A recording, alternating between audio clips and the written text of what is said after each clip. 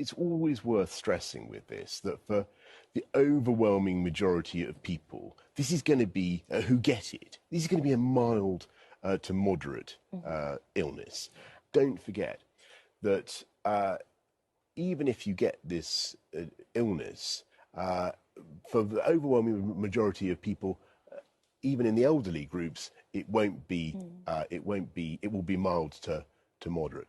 It is clear that the risk is very heavily weighted towards older people, but I think people translate that into, if I'm old and then I get it, I'm likely to pass away. Actually, the great majority of people will survive this, even if they're in their 80s.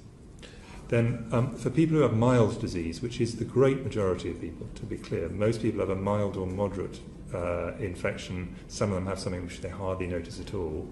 To make an obvious point to all of you, but it's worth reiterating, the great majority of people will be managed at home. Great majority. They'll be fine.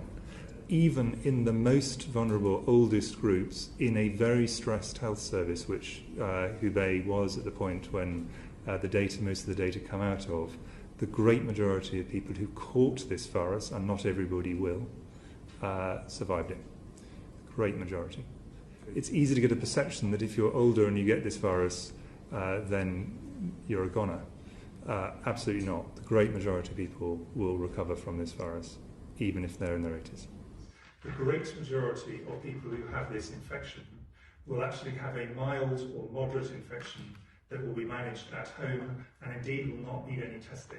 I also want, at this stage, to speak directly to older people, because this disease is particularly dangerous for you, for older people, even though the vast majority of older people will experience a mild to moderate illness.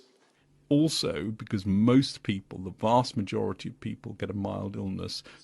For most people, it's a mild disease.